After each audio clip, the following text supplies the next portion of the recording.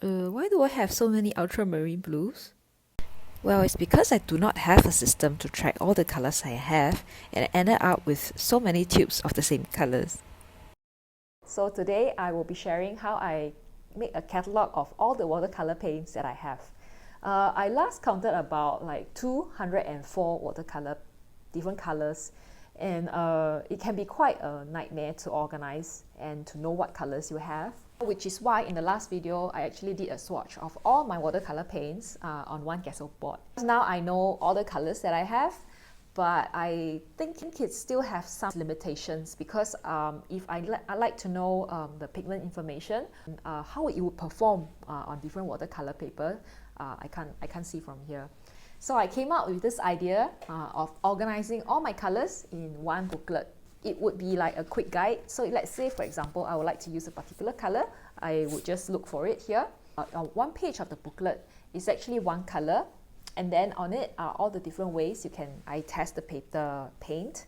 And here are some of the paint information. You can use a hole puncher to make the holes here, and you can bind this together with two metal rings, and then you can keep everything in one booklet. First, start with your favorite watercolor paper. I'm using Saunders Waterford cold press paper in 190 GSM. I buy one imperial sheet and I cut it into 16 equal sizes. So one piece of the info card measures about 28 cm by 10 cm. I then divide the info card into small sections by drawing with a pencil. The leftmost rectangle will be reserved for swatch and opacity tests. Then the next two columns will be where I test the watercolor paint. In the center, I'll copy the paint information from the tube or from online catalog. These include pigment information, opacity. I have a small remark section. Finally, the section on the right is reserved for color mixes. Here are the things that you will need to test, to prepare to test. Of course, you need the paints. And I have this porcelain palette. Then you need the water, like a rug, some tissue paper. This handphone stand is good for later, for when I test out the flow. Then of course you need a pig Bristol brush, which you can scrub out things.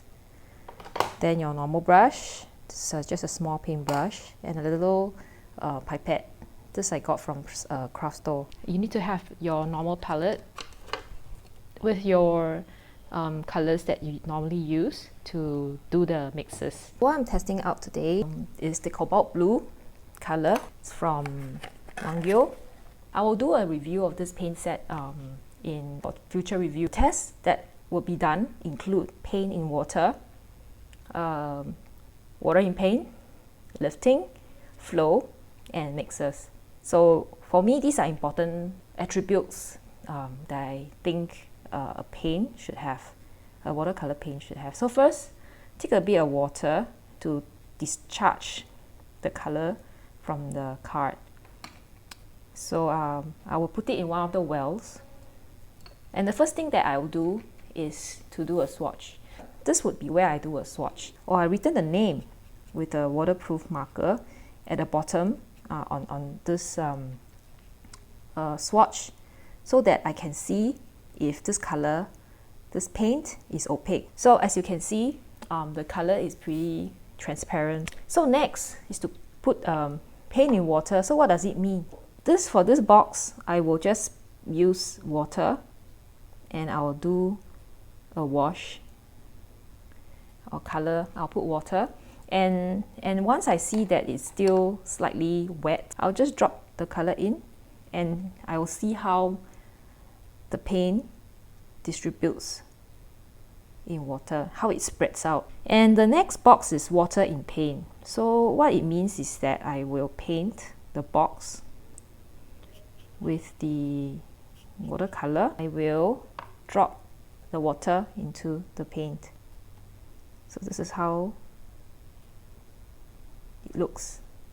The third test that I'll do is lifting. So for lifting, I will paint a square. I will wait a bit. I'll wait for it to dry. Just need to take note that when you're letting it dry, you should actually put it flat on the surface. So once the paint has sufficiently dried, we can try the lifting. To lift out colors, right, you may just wet the Bristol, pick the stroke brush, and then you start to scrub off.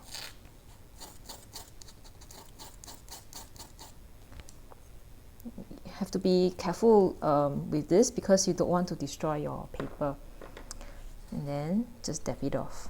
For the lifting, some amount can be lifted, but you do still see some of the color at the background.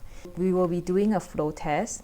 So for the flow test, I will first paint this strip with water. Put this paper on top, make sure that it's still a little bit moist. Take the paint, okay, and drop it at the top. Yep. So you'll see, let it just flow, and you shall see how much this paint can move. Regarding mixers, right, it's not a mandatory thing, so it's as and when, and it's also dependent on what you like to mix it with. So for example, for an ultramarine blue light color, I like to mix it with yellow, red, and also the burnt sienna. The first color that I will try to mix it with is burnt sienna. Normally, I will start with the color to be mixed with. Then I'll take a little bit of the blue, ultramarine, and then I'll just continue to mix them.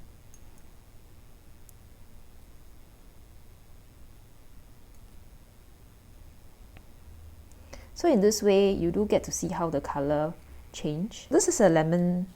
I like to use the lemon yellow.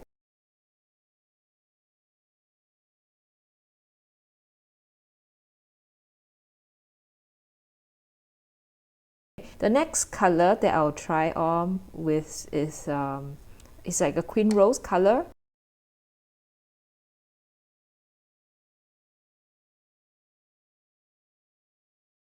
There are also really much more that you can try with, but I shall stop here. You get the gist. At the end of this whole test, I will also write in my remarks. So for granulating, it's a yes. For staining, so it will be a medium staining. And some other remarks is looks like, and ultramarine. So it does, even though it's called cobalt blue, I do not think this is a cobalt blue. So now I will just go through how you actually use these cards together. These are information sheets. So you realize in the beginning of the video, I show all these ultramarine blue look-alike colors that I have. This is French ultramarine blue from Daniel Smith. And as you can see from this test here, this information sheet here, that the pigment color is PB29. And it's actually transparent, it's light fast, and it has medium staining, and it's granulating. Quite evident from the test. Then we have the Shinhan. So Shinhan, I do have the light. This is ultramarine light, which is pretty similar as well. It's PB29 as well. And also from Shinhan, ultramarine deep, which is, I think, slightly more bluish. It's more close to French ultramarine than to the light ultramarine, but it also has the same pigment, which is PB29. Okay, next, let's go to the ultramarine light from Kusakabe. So from Kusakabe, we have the ultramarine light, and if you notice, the pigment color is the same. The pigment is the same, it's PB29. And yet it's quite similar to the ultramarine light. So I would think like French ultramarine is quite similar to ultramarine deep, while the two ultramarine lights actually have very similar colors. Mungyo watercolor chip cobalt blue that we tested just now. It's strange because it also has PB29 as one of the pigments. So I would think it's more an ultramarine. That's why I call it an ultramarine blue than a cobalt blue, because cobalt blue will be actually made of a different pigment. I would think it is more like a deep, because if you realize, if you compare the colors, you will realize that it's more close to the deep colors, the French ultramarine, and the deep ultramarine deep colors, then to the ultramarine light colors. So if we have this, we can actually compare the colors. Unfortunately, for these two colors, I don't have any pigment information. So this is from Alpha Artist. It's a Korean color. This is from Hobin, which also I got it as a very old set, so I don't have the pigment information. But I think this deep here looks like a ultramarine deep, while this Hobin ultramarine is more like a light. Yeah, even though there's no pigment information. And finally is this cobalt blue deep. So cobalt blue deep is a color that I found in the Sminky range, and I really like it because it's so granulating. But it's actually not an ultramarine because it's PB74, which is a different pigment. So with this, with these cards, with these paint information, you can actually compare the colors you have, the paints that you have, and you can select it for your painting next time. I'm still in the process of putting all my colors into this booklet, because there's actually quite a lot of work involved, especially in drawing out the squares and then actually doing the actual test swatches, and also filling up the information and doing the color mixing. It will take a while. So maybe I'd like to ask all of you, how do you do a catalog of all your watercolor paints? Maybe you can share it with me in the comments box down below. So we have come to the end of the video. I hope that you have learned something from it. If you like it, please give it a thumbs up and subscribe to my channel. Alright, so I'll see you in the next video. Bye!